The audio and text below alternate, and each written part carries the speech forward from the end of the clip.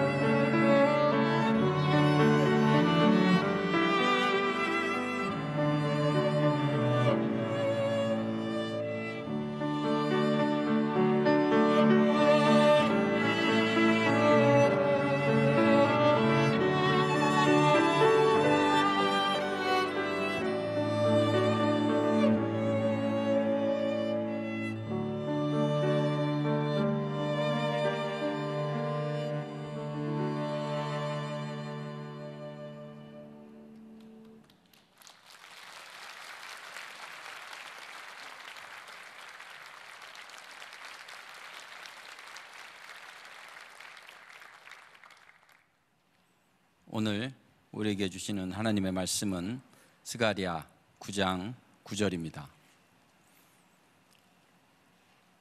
스가랴 9장 9절입니다. 시온에 따라 크게 기뻐할지어다. 예루살렘을 따라 즐거이 부를지어다. 보라, 내 왕이 내게 임하시나니 그는 공의로우시며 구원을 베푸시며 겸손하여서 나귀를 다시나니 나귀의 작은 것 곧 나귀 새끼니라. 이는 살아계신 하나님의 말씀입니다.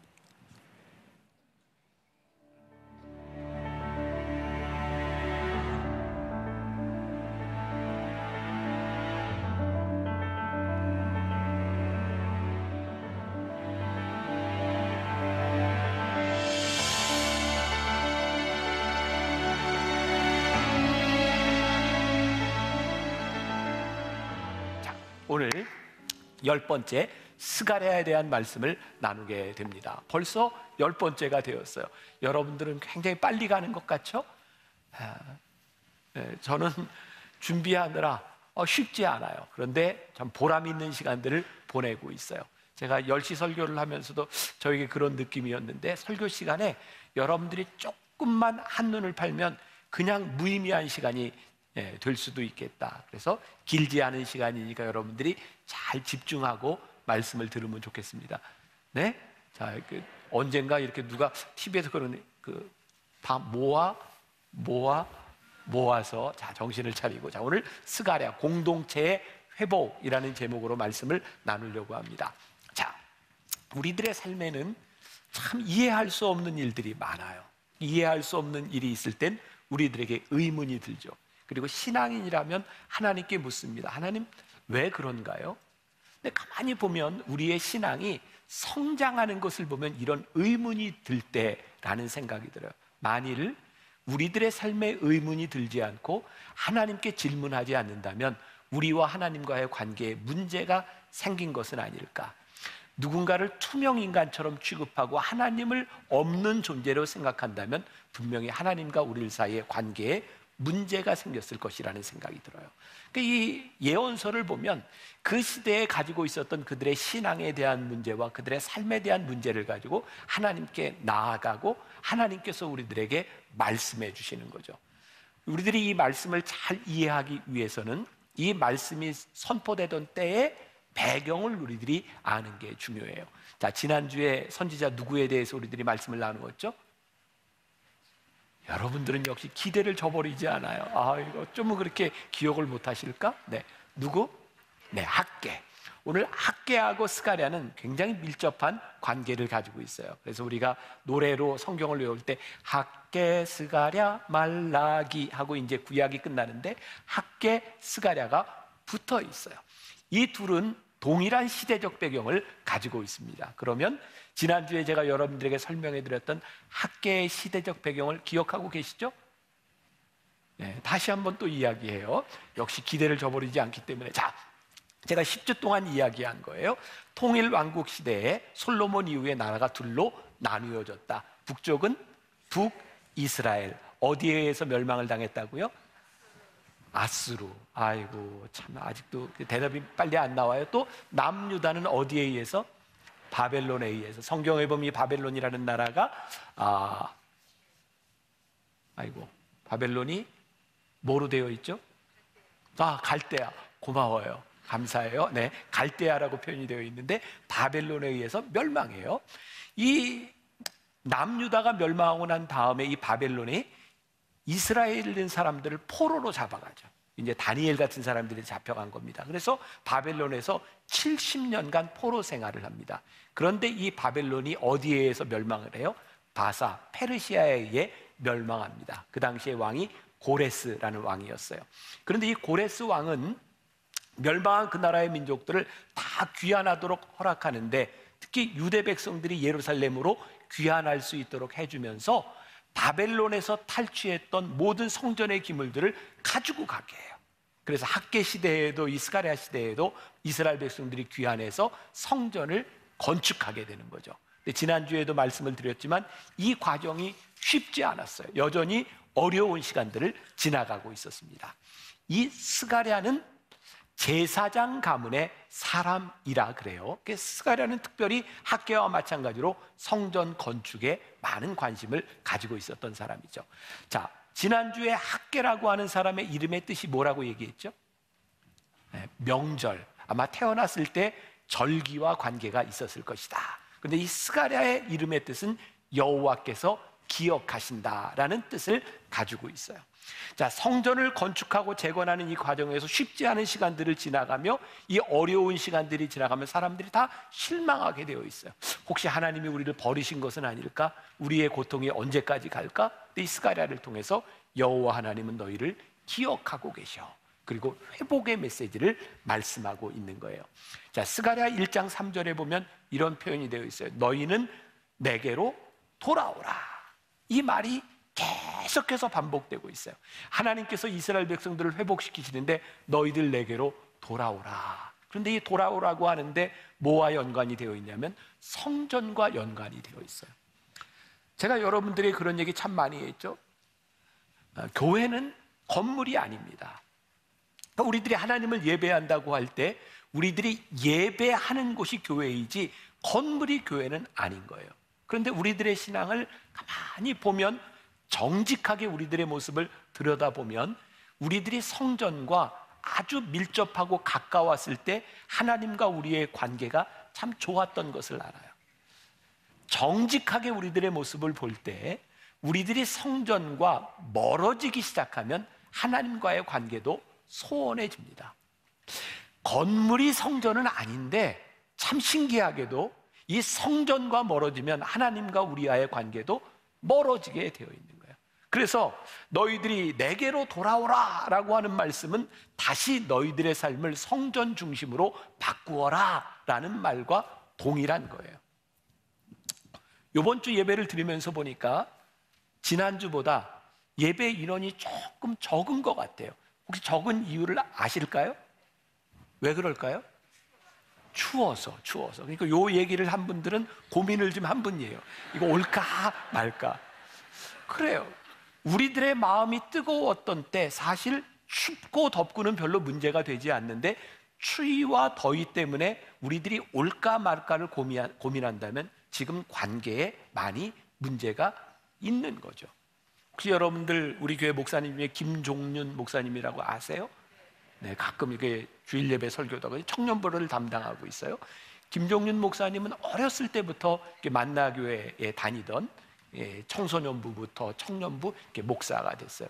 그런데 그 동기들 중에 목사가 여럿 나왔어요. 그 동기들은요 좀 독특한데 중고등부 청년부 시절에 다 교회에 와서 살았어요. 그래서 그 그룹을 가리켜서 사찰 청년이라고 불렀어요. 아무튼 교회 일에 안 끼는 게 없었어요.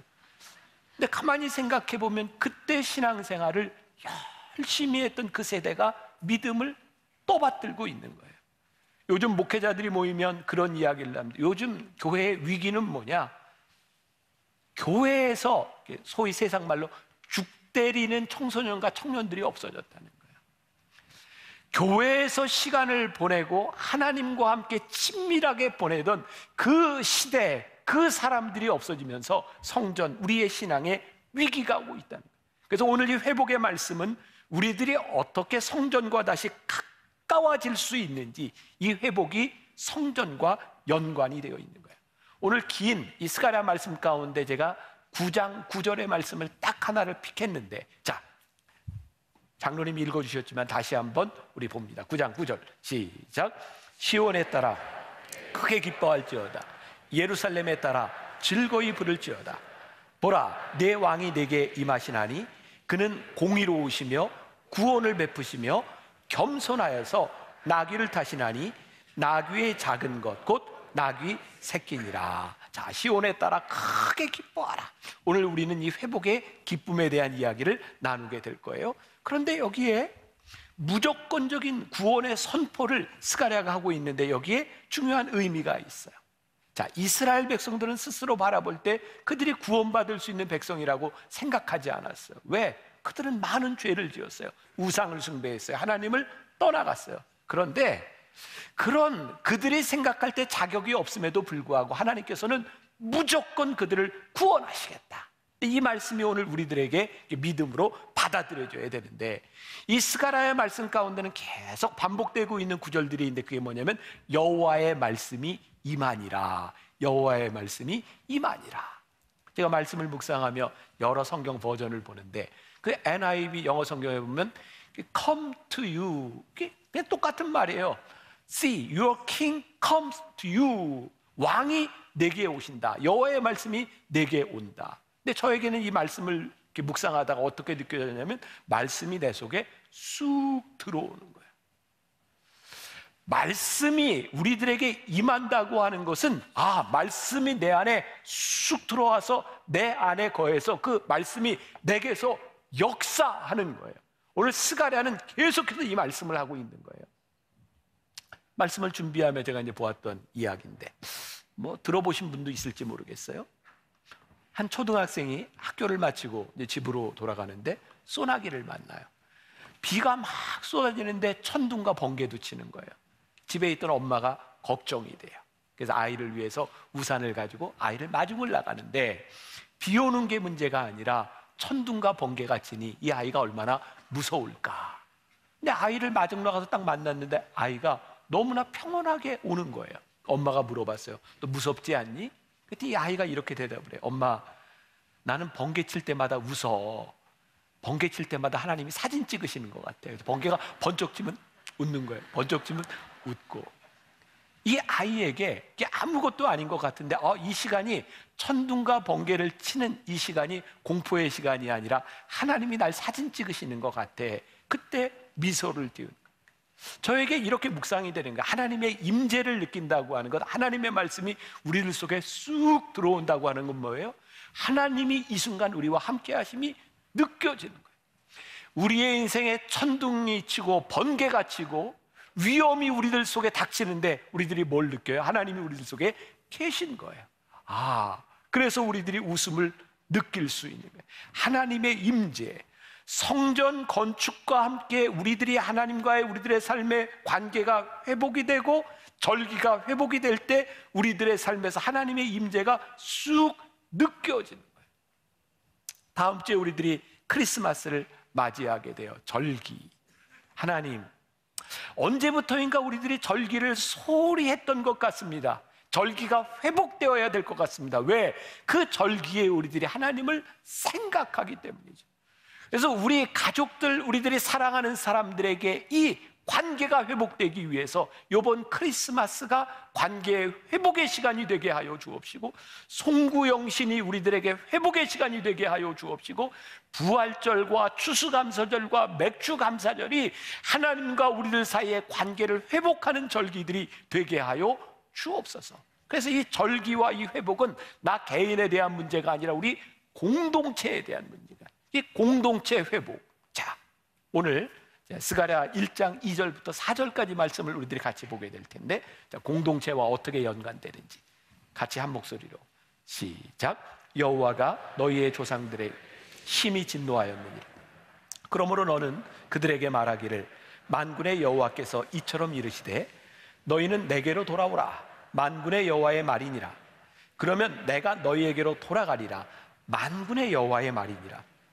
너희 조상들을 본받지 말라. 옛적 선지자들이 그들에게 외쳐 이르되, 만군의 여호와께서 이같이 말씀하시기를 너희가 악한 길을, 악한 행위를 떠나서 돌아오라 하셨다 하나 그들이 듣지 아니하고 내게 귀를 기울이지 아니하였느니라. 여호와의 말이니라.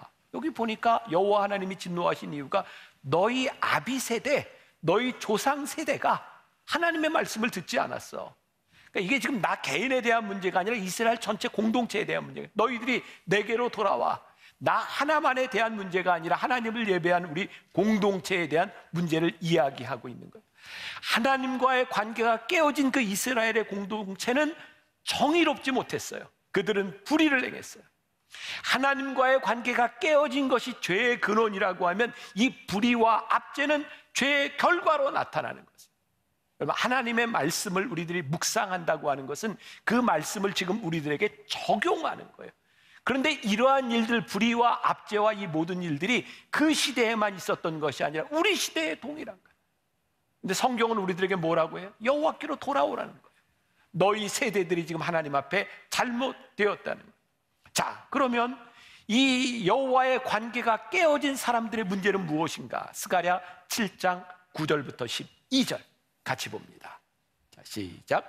만군의 여호와가 이같이 말하여 이르기를 너희는 진실한 재판을 행하며 서로 인애와 긍휼을 베풀며 과부와 고아와 나그네와 궁핍한 자를 압제하지 말며 서로 해하려고 마음에 도모하지 말라 하였으나 그들이 듣기를 싫어하여 등을 돌리며 듣지 아니하고 귀를 막으며 그 마음을 금강석 같게 하여 율법과 만군의 여호와가 그의 영으로 옛 선지자들을 통하여 전한 말을 듣지 아니하므로 큰 진노가 만군의 여호와께로부터 나왔도다.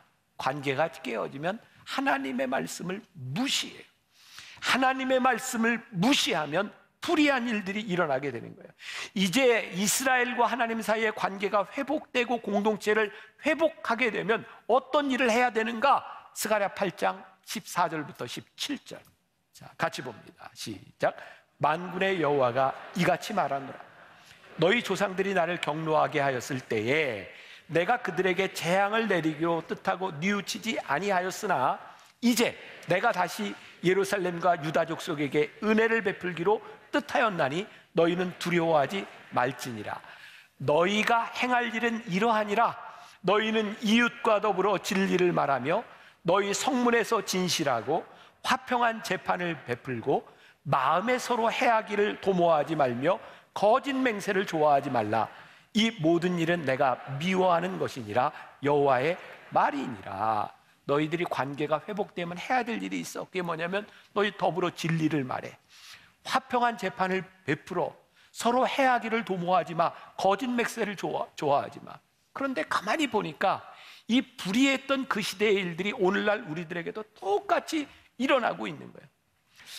이웃과 더불어 진리를 얘기하지 않는 시대를 우리들이 살고 있어요. 요즘 계속 신문을 통해서 보는 게 뭐냐면 거짓 뉴스와의 전쟁, 가짜 뉴스. 이제는 뭐가 진리인지 도대체 알 수가 없어요. 화평한 재판, 진실한 재판이 이루어지고 있는가? 우리는 정권이 바뀔 때마다 그 재판하는 것이 편파적이라고 생각해요. 서로 해하기를 도모하지 말라고 하는데 지금 이 SNS 또 신문지상을 통해서 들리는 모든 이야기들은 누군가를 비난하며 해하는 이야기들이에요. 하나님과 우리들 사이의 관계가 회복되지 못한 전형적인 불의한 일들이 우리들 가운데서 일어나고 있는 거예요. 제가 종종 여러분들에게 그런 말씀 드리잖아요. 저는 진짜 교회가 이 땅의 소망이라고 생각하는데 교회 건물이 소망이 아니라 하나님의 말씀이 살아있는 교회 공동체가 이 땅의 소망입니다. 하나님의 말씀대로 살아가는 사람들이 많아져야 이 땅이 회복될 수 있습니다. 올해 교수들이 뽑은 사자성어가 과이불개라는 말이래요. 이게 논어의 위령공편에 나오는 말인데 잘못하고도 고치지 않는다. 이게 지금 우리 세대를 이야기하는 사자성어라는 거예요. 과이불개. 이렇게 보니까 그런 말이잖아요. 잘못한 게 문제가 아니에요. 잘못했는데 고치지 않는 거예요. 성경에 나오는 진짜 신앙의 정말 문제들이 무엇이냐면 우리들이 죄를 짓지 않는 게 아니에요. 우리들 가운데 죄 짓지 않고 살 수 있는 능력이 있는 사람이 누가 있어요? 여러분들이나 저나 다 부족한 사람들이에요. 근데 문제는 돌아오지 않는 거예요. 오늘 이 말씀이 우리들에게, 여러분들 하나하나에게 적용되어야 돼요. 오늘 돌아오라는 거예요. 자, 그런데 우리들 돌아올 수 있는 이유, 내 왕이 내게 임하시나니. 자, 오늘 본문 말씀을 다시 한번 봐요. 스가랴 9장 9절 다시 봅니다. 시작. 시온에 따라 크게 기뻐할지어다. 예루살렘에 따라 즐거이 부를지어다. 보라, 내 왕이 내게 임하시나니 그는 공의로우시며 구원을 베푸시며 겸손하여서 나귀를 타시나니 나귀의 작은 것 곧 나귀 새끼니라. 이 말씀을 우리들이 어느 때쯤 많이 들었던 기억이 나나요? 부활절 바로 전주 종려주일이 되면 이 말씀을 많이 들었어요. 나귀를 타고 호산나 호산나 오시는, 바로 스가랴에 예언된 말이에요. 왕이 우리들에게 임하세요. 그분은 공의로우시며 구원을 베푸시는 분이에요. 막 크리스마스에도 너무 잘 맞는 말이 그분이 우리들에게 오신 임마누엘, 성육신 하신 주님이 우리들에게 오세요. 주님의 오심이 어떤 이들에게는 두려운 심판의 날이지만 어떤 이들에게는 그 심판이 기다려져요. 어떤 이는 죄값을 치르지만 그 심판의 순간에 모든 것들이, 억울한 것들이 드러나게 되고 보상받게 될 것이기 때문이에요. 그 정의의 공의로우신 그분이 구원을 베풀기 위해서 우리들에게 오시니 우리들이 기뻐하며 즐거워할 수 있는 거예요. 자, 그런데 이스라엘 백성들은 주님의 오심, 새로운 왕이 오시는 데 대해서 기뻐해야 된다고 생각을 하지 못해요. 왜냐하면 그들이 살아왔던 삶을 보면 이거 도대체 가능성이 없는 거예요. 그러니까 이 기쁨이라고 하는 것은 우리들이 가지고 있는 능력에 기반하는 것이 아니라 하나님의 속성에 기반하고 있는 거예요. 자, 조금 더 제가 설명을 해요.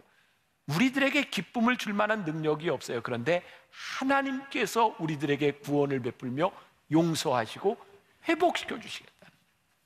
누가복음 15장은 예수님께서 하나님 아버지가 어떤 분이신지를 가장 잘 설명해 주는 세 개의 비유가 연속해서 나오고 있어요.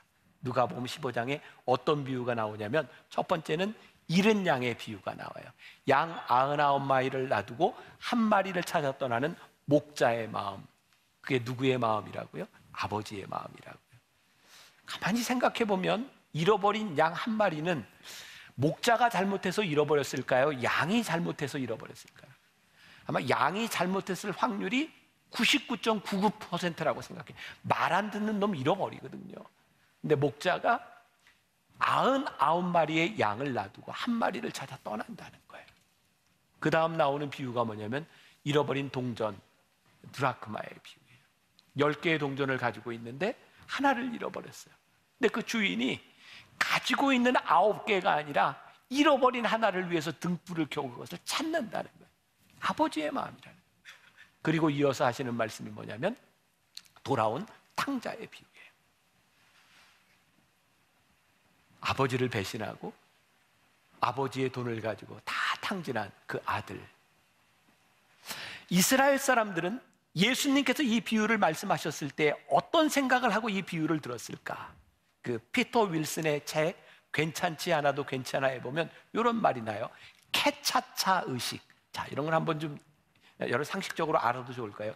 캐차차 의식. 이게 뭐냐면 예수님 당시의 사람들이 아버지의 돈을 가져다가 저 이방에 가서 다 탕진하고 돌아오면 어떤 의식이 있었냐면 캐차차 의식이라고 있는데 그거는 큰 항아리에다가 곡식을 태운 재를 가득 붓고 사람들이 있는 곳에서 깨트리고 재를 날리면서 그렇게 이야기하는 거예요. 이 사람은 자기 사람들과 관계가 끊어졌다.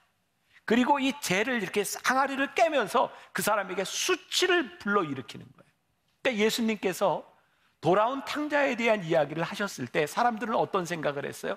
아, 저 돌아온 탕자에게 캐차차 의식이 있었겠다. 그런데 예수님이 뭐라고 말씀하시냐면 그 아버지는 그 아들을 기다리고 있다가 아들을 맞이했을 뿐만 아니라 아들을 위해 잔치를 베풀어 주셨다는 거예요. 사람들이 기대했던 대답이 아닌 거예요. 그런데 예수님은 뭐라고 말씀하세요? 그분이 우리 하나님이시다. 그의 자격에 의해서 그가 환영을 받는 것이 아니라 아버지가 그 아들을 맞이하는 그 아버지의 마음 때문에 그 아들이 환영을 받고 있다. 제가 목회를 하면서 종종 우리 교인들이 조심스럽게 비밀스럽게 상담을 요청하는 경우들이 있어요. 목사님, 이건 다른 사람들한테 얘기할 수가 없어서 목사님과 상담을 하고 싶습니다. 그 내용들은 대개 굉장히 수치스러운 내용입니다. 가정에 숨기고 싶은 이야기, 나 자신의 수치스러운 일.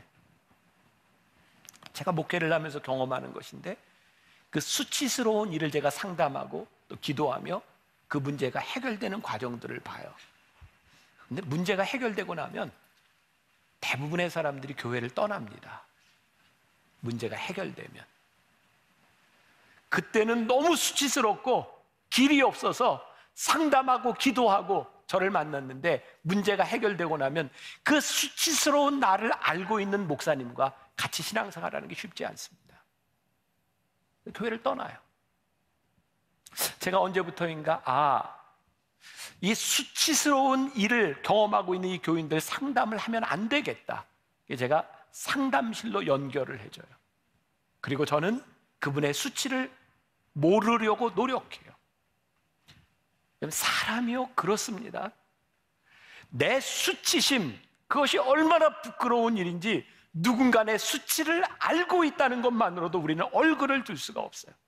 그런데 오늘 하나님께서 우리의 생각과 우리의 기대를 다 무너뜨리시고 말씀하시는 것이 뭐냐면, 너희의 수치를 기억하지 않으시고 너희의 과거의 행적을 기억지 않으시고 하나님께서 우리를 회복시켜 주시겠다는 거예요. 그분이 어떤 분이에요? 나귀를 타고 오시는 분이다. 오늘 말씀 스가랴 9장 9절에 보니까 그는 공의로우시며 구원을 베푸시며 겸손하여서 나귀를 타시나니 나귀의 작은 것 곧 나귀 새끼니라. 다른 왕들은 우리들을 와서 압제하고 우리를 착취하고 했을지 모르지만 그분 겸손하신 왕이 우리들에게 오실 때 그분은 공의로우시며 우리들에게 구원을 베푸시며 우리의 수치를 거두어 가시는 분이다. 지난주에 우리가 참 가슴 아픈 뉴스를 하나 접하게 됐어요. 이태원의 그 참사를 통해서 많은 사람들이 죽었는데 생존자였던 고등학생 하나가 자살을 했어요. 우리는 그 아이가 얼마나 힘들었는지 우리 잘 몰라요. 근데 그렇게 추측을 해볼 수 있겠죠. 내 친구들은 다 죽었는데 나만 살았다고 하는 것도 그 아이에게는 참 많은 부담이 되었을지 몰라요.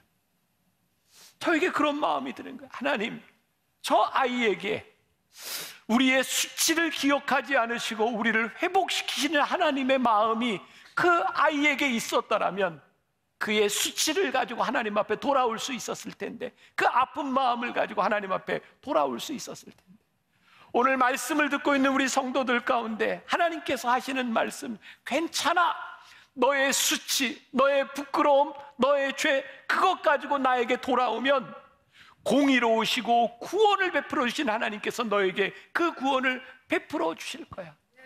우리는 합리적이고 이성적인 생각을 하잖아요. 우리는 교회에서 새로 들어오는 사람을 맞이할 때 어디서 신앙생활을 하다 왔는지 만나교회에 왔어요. 환영합니다. 근데 우리는 속으로 이렇게 생각해요. 좀 지켜보자. 왜 왔는지. 우리들이 함께 일할 수 있어요. 그래서 지금은 아닌 것 같아. 내가 너를 좀 지켜봐야 되겠어. 이스라엘 백성들이 하나님께 돌아올 때 하나님은 너희를 지켜보겠어. 아직은 모르잖아. 이렇게 하시지 않는다는 거예요. 시온의 딸이 되고 당신의 백성이 되고 우리들이 돌아오는 그 순간 하나님은 우리를 맞이해 주시겠다는 거예요. 이 회복의 기쁨을 누리게 하시겠다는 거예요. 자, 오늘 이 회복의 기쁨, 오늘 본문 9장 9절에 시온에 따라 크게 기뻐할지어다, 예루살렘에 따라 즐거이 부를지어다. 이 회복의 기쁨은 죄와 불의와 하나님을 떠났던 사람들에게 회복시켜 주시는 그 기쁨을 느끼는 자만이 누리는 거예요.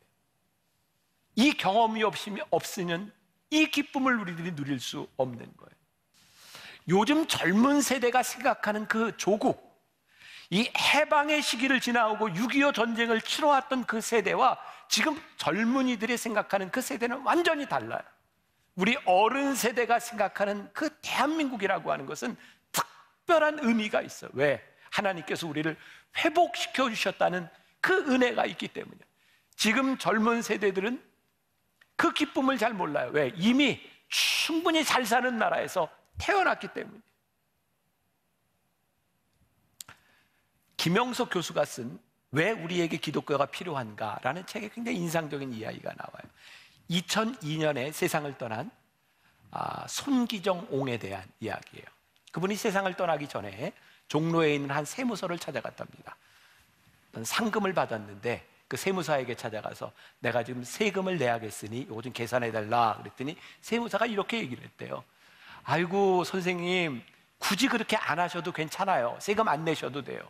그랬더니 손기정이 내가 이 나라에 살면서 나라에서 받은 혜택이 얼만데 세금을 좀 내야지. 그래서 계산을 해줬대요. 근데 손기정이 아니 이렇게 조금 내? 많이 내는 쪽으로 다시 계산을 좀 해줘. 그래서 세금을 많이 내게 계산을 해줬대요. 이 세무사가 김영석 교수에게 그런 이야기를 하는 거예요. 선생님, 저는 사실 한 번도 제가 나라에서 주는 혜택을 받았다고 생각한 적이 없습니다. 그런데 나라를 잃은 아픔을 경험했던 저분에게 이 나라는 특별한 의미를 가지고 있는, 나라를 잃어버린 슬픔을 경험한 사람들, 오랫동안 타국에서 포로가 되었던 것을 경험했던 사람들, 죄악된 곳에서 우리들이 전혀 가능성이 없다고 생각하는 사람들이 회복의 기쁨을 누린다고 하는 것은 굉장히 다른 차원의 문제인 거예요. 그런데 이 기쁨이 우리의 자격에 근거하는 것이 아니라 하나님의 성품에 근거하고 있다는 거예요. 걱정하지 마십시오. 여러분, 여러분들의 자격이 아닙니다. 여호와께 돌아오십시오. 크리스마스를 맞이하고 다음 주 크리스마스 이브 행사를 가지려고 해요. 제가 우리 목회자들에게 우리 진짜 크리스마스 옛날 기분이 나도록 우리 한번 준비해보자. 우리 옛날에 크리스마스 때면 진짜 기쁘지 않았냐? 즐겁지 않았냐고. 왜 우리들이 이거 잃어버렸냐고. 그러면 우리들이 크리스마스 이브에 우리들이 찬양하고 연극하고 했던 것들, 우리들이 그렇게 뭐 대단한 거였나요? 아니었어요. 우리 기뻤어요. 저도 초등학교 6학년 때 주일학교에서 제가 연극을 하는데 남자 주인공을 맡았어요. 지금도 기억나요. 그때 대사가 마리아 나는 당신을 사랑하고 했던 기사. 뭐 제가 연극했는데 뭐 그게 얼마나 뭐 대단하겠습니까? 그런데 우리 기뻤어요. 근데 우리의 기쁨이 그것을 바라보고 있는 하나님의 기쁨과 저는 동일하리라고 생각해요. 우리의 기쁨을 바라보는 하나님의 기쁨이 있는 거예요. 제가 손녀딸을 얻고 나서 얘기를 자주 하죠. 뭐 어쩔 수 없어요. 이건 뭐 제가 예전에 한번 노란 비타민, 그래서 기억하는 분들이 많아요. 노란 내복을 입고 있는 우리 손녀딸을 보면 제가 힘이 나서 그 노란 비타민이다. 몇 달 전에 우리 손녀딸 사진을 찍어 보냈는데 빨간 내복을 입혀가지고 사진을 찍었더라고요. 제가 이렇게 카톡에다가 노란 비타민이 빨간 비타민? 근데 지난주에 다시 사진이 왔는데 이번에는 녹색 내복을 입고 또 왔어요. 그래서 제가 노란 비타민, 빨간 비타민, 초록 비타민, 뭐든지 나는 비타민. 우리 아이가 무슨 옷을 입었는지 그거 별로 중요하지 않아요. 기쁘고 즐거운 거예요. 여러분들이 하나님 앞에 즐거이 우리들이 찬양하고 우리들의 기쁨을 즐거이 누릴 수 있는 것은 우리들의 자격에 근거한 것이 아니에요. 이 기쁨을 하나님이 기뻐하십니다. 여호와께 돌아오라는 거예요. 하나님을 바라보라는 거예요. 그리고 회복되라는 거예요. 말씀을 마무리하려고 그래요. 말씀을 준비하는 중에 저에게 떠올랐던 영화가 하나 있었어요. 친구라고 하는 영화인데 그 장동건, 유호성 나오는 영화죠. 저기 나오네요. 네 아버지 뭐 하시니? 뭐 이러면서부터 이제 막 이렇게 때리고, 저것 때문에 맞았죠. 저 눈빛 때문에 너 반항하는 거야? 그리고 이제 맞았던 그런 영화입니다. 하나님께서요, 얼굴을 똑바로 쳐다보라고 여호와의 얼굴을 구하라고 말씀하고 있거든요. 어떤 주석에 보니까 말씀을 준비하다가 이 서양하고 우리나라하고 좀 다른 그 풍습이 있는데요. 우리는 혼날 때 혼내는 사람의 얼굴을 똑바로 쳐다보면 반항한다고 본다는 거예요.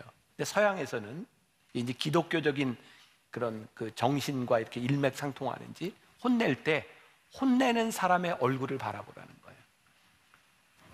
바라보지 않으면 혼내는 걸 무시하는 거라고. 혼낼 때 혼내는 사람의 얼굴을 바라보라고. 저에게 오늘 이 말씀이 이렇게 딱 와서 맞는 거예요. 여호와의 얼굴을 구하라고. 우리가 여호와의 얼굴을 구하고 바라볼 때 우리들에게 자격이 있기 때문에 아니라는 거예요. 우리는 하나님 앞에 질책받을 일이 있고 하나님 앞에 혼날 일이 많이 있어요. 그런데 여호와의 얼굴을 구하고 여호와의 얼굴을 바라보라는 거예요. 그때 우리들을 회복시켜 주시겠다고, 회복의 기쁨을 우리들에게 주시겠다고 말씀하는 거예요. 시편 27편 8절과 9절에 보니까 너희는 내 얼굴을 찾으라 하실 때에 내가 마음으로 주께 말하되 여호와여 내가 주의 얼굴을 찾으리이다 하였나이다. 주의 얼굴을 내게서 숨기지 마시고 주의 종을 놓아여 버리지 마소서. 주는 나의 도움이 되셨나이다. 나의 구원의 하나님이시여 나를 버리지 마시고 떠나지 마소서. 지금 주의 얼굴을 구하는 이 시편 기자가 지금 어떤 상황이에요? 하나님 앞에 벌을 받을 수밖에 없는 상황이에요. 그런데 주의 얼굴을 구하며 기도하고 있어요. 오늘 이 예배가 주님의 얼굴을 구하는 예배, 그리고 주의 얼굴을 구하며 여러분들의 신앙이 회복되는 예배, 성전을 가까이 하는 그 예배, 그런 여러분들의 신앙이 되었으면 좋겠습니다. 우리 함께 찬양했으면 좋겠습니다. 우리는 주의 백성이오니 주의 그 큰 이름 선포합니다. 이곳 어두운 세상의 빛으로 부르셨네. 주의 얼굴 구할 때 역사하소서. 우리 함께 찬양합시다. 우리는 주의 백성이오니 주의 그 큰 이름 선포합니다. 이곳 어두운 세상에 빛으로 부르셨네. 주의 얼굴 구할 때 역사하소서. 우리는 주의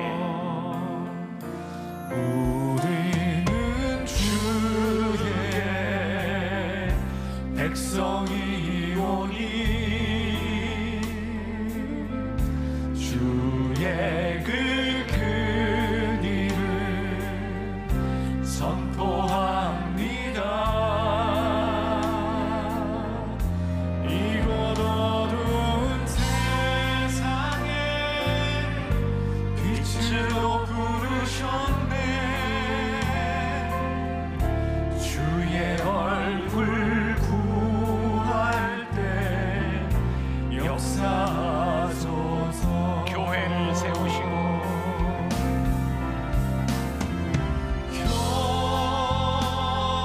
교회를 세우시고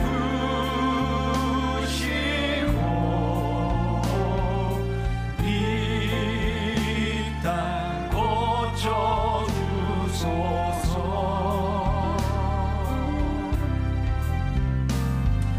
주님 나라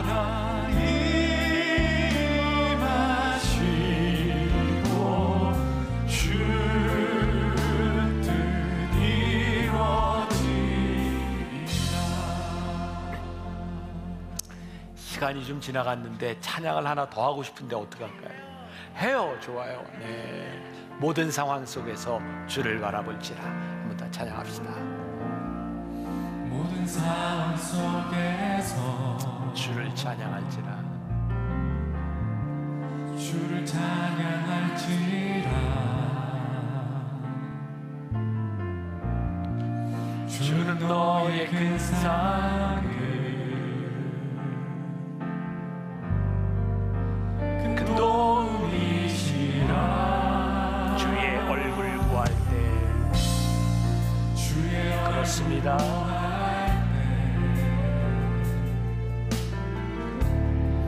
주의 영을 부사 크신 사랑 안에서 주를 보게 하소서. 내 영혼이 확정되고 확정되어 싸우니 이름에 눈들어 주를 바라봅니다. 내 영혼이 확정되고 확정되어 싸우니 믿음에 눈들어 주를 바라봅니다. 다시 한번 내 영혼이 확정되고 확정되어 싸우니 믿음에 눈들어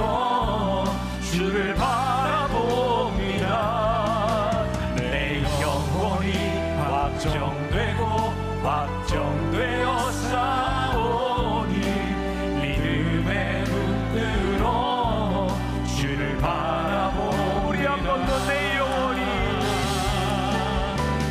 영혼이 확정되고 확정되어 싸우니 믿음의 눈으로 주를 바라봅니다. 내 영혼이 확정되고 확정되어 싸우니 믿음의 눈으로 주를 바라봅니다. 우리가 믿음으로 주의 얼굴을 구하며 나아갑니다. 오늘 스가랴를 통해 우리들에게 회복의 말씀을 주셨습니다. 크게 기뻐하고 즐거워하라고 우리들에게 소망을 주셨습니다. 주의 얼굴을 바라는 자들에게 이 회복의 기쁨이 임하게 하여 주옵소서. 우리를 회복시켜 주신 그 은혜로 인하여 크게 기뻐하게 하여 주옵소서. 지금은 우리 주 예수 그리스도의 은혜와 하나님 아버지의 무한하신 사랑과 성령의 인도하심이 이 세상 한가운데서 주의 얼굴을 구하며 크게 기뻐하며 즐거워하며 나기를 소원하는 당신의 사랑하는 모든 백성들 위해 지금부터 영원까지 함께 하시기를 간절히 축원하옵나이다. 아멘. 지금은 선교 헌금 시간입니다. 이 예배를 통해 삶 가운데 은혜와 회복이 충만하시길 간절히 기도합니다.